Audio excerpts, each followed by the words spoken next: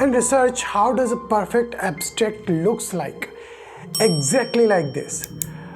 तो आइए देखते हैं ऐसा क्या खास है इस एब्स्ट्रैक्ट में. But before that, you have to be with me throughout the video, and I hope all you are doing very much fine. I welcome you all to our channel Science of Us.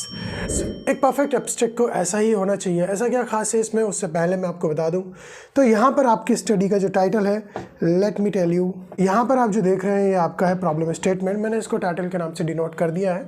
Exploring the long term recovery and psychological wellbeing in individuals with generalised anxiety disorder, a qualitative study through the lens of self determination theory. मतलब यह study explore कर रही है psychological wellbeing और recovery को, किसमें, generalise anxiety के पेशेंटों में, उसमें सेल्फ डिटर्मिनेशन थ्योरी का कितना इफेक्ट रहता है वो ये स्टडी एक्सप्लोर करने जा रही है. तो स्टडी का टाइटल अभी अपन ने देख लिया है. टाइटल इसलिए क्योंकि आपको पता होना चाहिए कि स्टडी किस रिगार्डिंग है, ताकि जब एब्स्ट्रैक्ट में कुछ पार्ट पढ़ूँ तो आपके समझ में आ जाए. वैसे मैंने इस एब्स्ट्रैक्ट के कुछ सेगमेंट किए हुए हैं. एब्स्ट्रैक्ट बेसिकली जो है थीसिस के इनिशियल्स में लगता है, स्टडी कंडक्ट होने के बाद में से बनाया जाता है. 1-2 पेज का ये होता है, और पब्लिकेशन वाले पेपर में तो और भी ये छोटा होता है, मतलब और भी कंसाइज फॉर्मेट इसका होता है. तो इस एब्स्ट्रैक्ट के मैंने कुछ सेगमेंट किए हुए हैं, तो आइए उनको देखते हैं. एब्स्ट्रैक्ट अपना मेन स्ट्रीम टॉपिक है. नाउ देखो, एब्स्ट्रैक्ट आपको ऐसे डिवाइड करके नहीं लिखना होता है. ये मैंने आपको बेटर अंडरस्टैंडिंग के लिए इसका फॉर्मेट बनाया हुआ है कि ये कैसा होना चाहिए. एब्स्ट्रैक्ट वैसे तो प्लेन ही बनता है, प्लेन ही लगता है, इतना सही ये है. तो सबसे पहली चीज़, while many individuals with anxiety disorder experience chronic symptoms and other successfully manage their condition and maintain long term psychological wellbeing. तो बेसिकली ये जो बात कर रहे हैं किसकी, understanding the factors that contribute to sustained recovery can help identify the support needed for their personal and therapeutic growth. तो ये क्या बात हो रही है, इस एब्स्ट्रैक्ट में उन्होंने इंक्लूड करा है. इसको पढ़ के, जिसको अभी मैं आपका ज़्यादा टाइम नहीं लूँगा, इसका मतलब ये है कि आप इसको पढ़ के ये पता लगा सकते हैं कि ये इस स्टडी का क्या बता रहा है, इम्पोर्टेंस बता रहा है. तो ये क्या चीज़ हो गई, इम्पोर्टेंस. दूसरी जो चीज़, हावेवर से इन्होंने स्टार्ट किया. Research on psychological and social factor behind the long term recovery from anxiety remains limited. अब रिमेंस लिमिटेड का मतलब यहाँ पर ये है कि ये भाई साहब बताना चाह रहे हैं कि there is still gap in research. Okay, तो उसलिए इन्होंने ये स्टडी कंडक्ट करी है. जो नेक्स्ट सेगमेंट है वो है ऑब्जेक्टिव का, क्योंकि इन्होंने देखो the main objective of this qualitative study was to explore, क्या करना चाहते थे ये इस स्टडी के थ्रू. तो वो किस चीज़ के अंदर आता है, ऑब्जेक्टिव्स के थ्रू. तो ये क्या हो गया आपका, ऑब्जेक्टिव्स. ठीक है, तो ये इसका मेन ऑब्जेक्टिव हो गया, एक तरीके से आप ऐसे मान सकते हैं.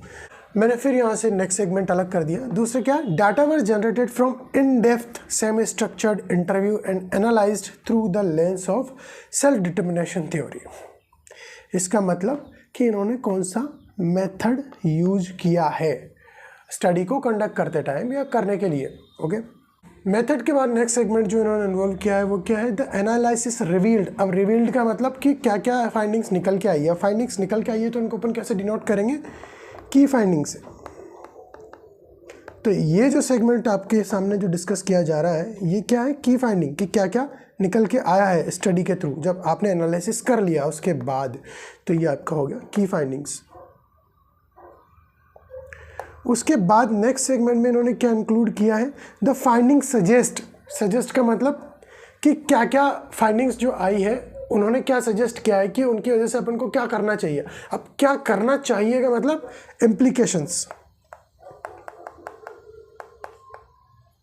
ठीक है, तो ये आपका एब्स्ट्रैक्ट हो गया. एब्स्ट्रैक्ट में बेसिकली ये सब चीज़ें इंक्लूड होनी चाहिए. फर्स्ट सेगमेंट में आपको इंपॉर्टेंस जो है वो डिस्कस करनी चाहिए. नेक्स्ट में एक छोटी सी लाइन की नॉलेज गैप कहाँ रह रहा है, मतलब प्रीवियस फाइंडिंग्स जो हुई है उनमें कहाँ कमी छूट गई है, वो गैप आप यहाँ पर डिस्कस कर सकते हैं. उसके बाद ऑब्जेक्टिव्स, ठीक है, कि स्टडी का जो आपने कंडक्ट करी है उसका ऑब्जेक्टिव क्या था. उसके बाद कौन से मेथड आपने काम में लिए थे, जैसे कि इन्होंने in depth semi structured interview लिए थे. उसके बाद उनका क्या एनालिसिस रिवील हुआ है, निकल के आया है, वो हो गई आपकी की फाइंडिंग्स. और लास्ट में उन फाइंडिंग्स का क्या इफेक्ट पड़ रहा है, तो ये हो गया आपका इम्प्लीकेशंस.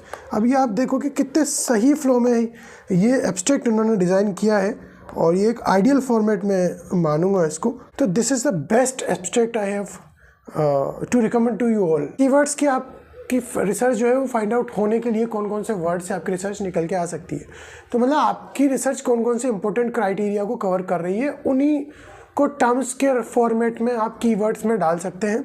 जैसे कि जीआरडी, क्योंकि ये एक जीआरडी से रिलेटेड है, सेल्फ डिटर्मिनेशन थ्योरी इन्होंने यूज़ करी है, psychological wellbeing, कॉपिंग strategies, autonomy competency, ये यहाँ पर क्या हो गए आपके कीवर्ड्स डिस्कस करने के बाद में मैं आपको एक ट्रिक बताने जा रहा हूँ कि अगर आपसे ऐसा फॉर्मेट डिज़ाइन नहीं होता है, कोई बात नहीं, आप जैसा भी एब्स्ट्रैक्ट बनाए उसको कॉपी करके पटक दे चैट जीपीटी पे, चैट जीपीटी को बोले कि भाई मेरे को इस फ्लो चार्ट के अकॉर्डिंग बना के दे दो। मतलब कि सबसे स्टार्टिंग में जो है इंपॉर्टेंस, फिर गैप, फिर ऑब्जेक्टिव, फिर मेथड एंड ये सब चीज़ें आप इंक्लूड करके और एक कंसाइज सा एब्स्ट्रैक्ट मेरे को बना के दे दो, वो भाई साहब आपकी ज़रूर मदद करेंगे।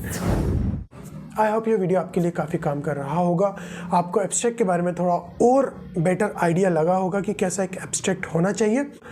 लास्ट में मैं आपको कहना चाहता हूँ कि नेट यूजीसी के लिए और नेट जीआरएफ के लिए और सीयूईटी पीजी के लिए मैं रिसर्च से रिलेटेड कुछ क्वेश्चंस लेके आने वाला हूँ और स्टेट्स भी हम बहुत जल्दी स्टार्ट करने वाले हैं, तो just be with me and